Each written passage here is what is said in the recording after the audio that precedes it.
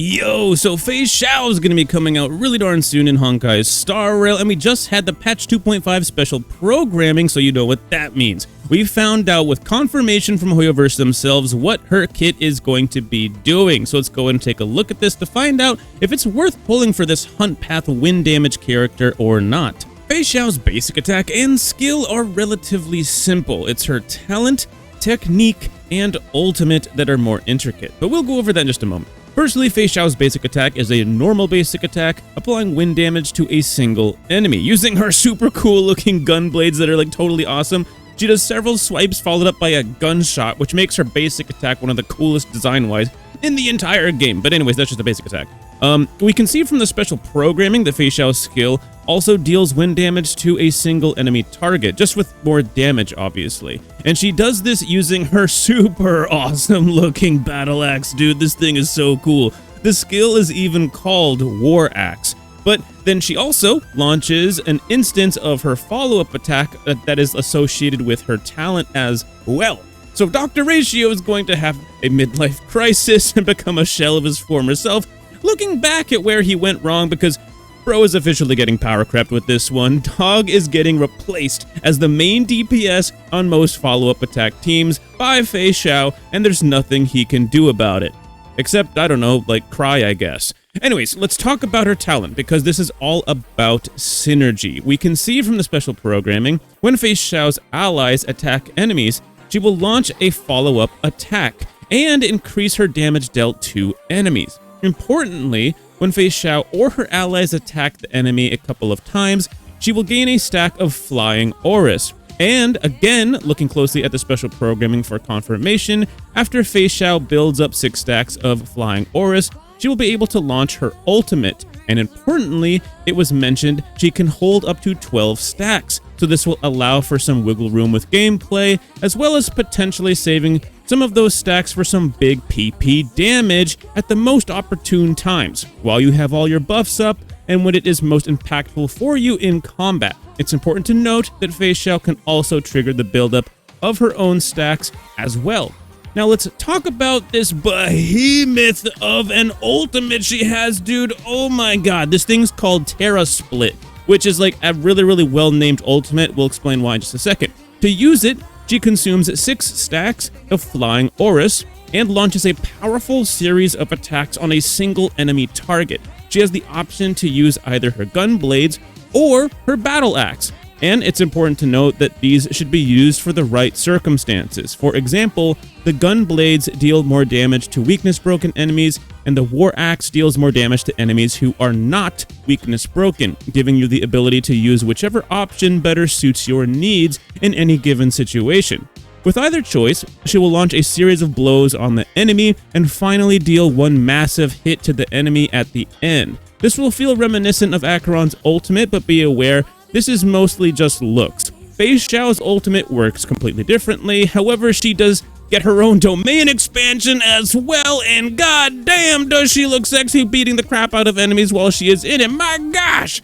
Now, if I can stop blazing her for just a moment, let's go over her technique, which as you might expect is really darn cool. Using it launches her into her technique state, increasing her movement speed in the overworld, and also using wind pulls enemies towards her, floating around her as if she is the eye of a tornado. Or better yet, maybe they're just, I don't know, circling around her like a bunch of simps or something like that. Either way, once she attacks while in her technique state, she launches battle along with all the enemies she caught in her tornado. When battle starts, she will deal damage to all enemies in the form of a wind AoE, while simultaneously gaining a stack of Flying Auras. But that's not all. The more enemies Feixiao pulls into battle with her technique, the more damage she will deal to the enemies, which is, yeah, obviously pretty darn OP.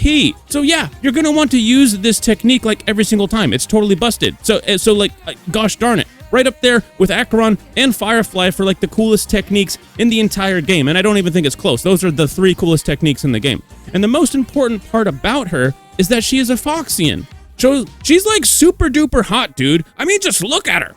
Anyways, obviously, this is going to be a monster of a character. There's no doubt about that whatsoever. She will instantly be slotted into the best follow-up attack teams, making Dr. Ratio want to game end himself. Dude, poor guy. It's rough out there for Dr. Ratio right now. He's actually just going to have to watch this all go down like a cuck and not actually be able to do anything about it.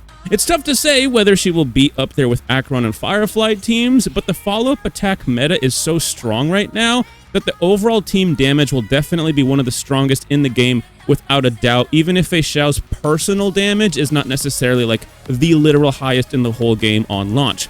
Now, it should be noted the best follow-up attack teams are very high investment. Like, bro, look at what they did with the banners recently, dog. Do you think Topaz and Robin are getting their reruns just because Hoyo like felt like it or something? No, it's because of Feixiao. I mean, Topaz had a rerun not that long ago, dude. That was like not that long ago, around the time that Aventurine came out, right? This is no coincidence whatsoever. This is clearly intended, but obviously having Topaz, Robin, Aventurine, and Feixiao, that's a lot, okay? And I can understand that. That doesn't exactly feel very free to play. Sure, maybe free-to-play players saved up and they have those characters, they made those pulls, whatever, but that doesn't necessarily speak free-to-play to a lot of people. That is definitely a highly invested team to build. And that doesn't even include light cones, which a lot of these characters do really want to have like a light cone, such as Topaz wanting to have her light cone, or like even Feixiao wanting to have a light cone or something like that, right?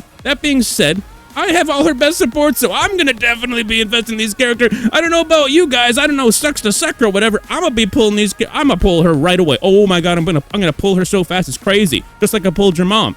And I'm likely getting her light cone as well. Maybe even her E1. We'll just have to see. It's not about me though. But don't feel like you have to do that, okay? Do not feel like you have to do something like that. She will have free-to-play options as well, like Mose. And if I'm saying is right, Mose, Mozart, whatever. And March 7th's new form as well. And don't feel like you have to run follow-up characters only with her as well. She has really solid damage of her own. She will still be a damage monster with traditional buffers and debuffers as well. Now, obviously, I did just mention a bunch of good characters that have great synergy with her, but I am going to be doing a dedicated, like, best teams guide, team synergy, character synergy guide for her. I'm also going to do a dedicated build guide for her specifically, so stay tuned for that type of stuff if you're interested in that. And also, I wanted to just say I do find a lot of value in this character. I don't usually pull Eidolons or light cones for characters. You just genuinely don't really need to do that in a game like this, but for those rare characters that have great designs and are very fun and are very meta relevant, like Acheron or Firefly or something like that,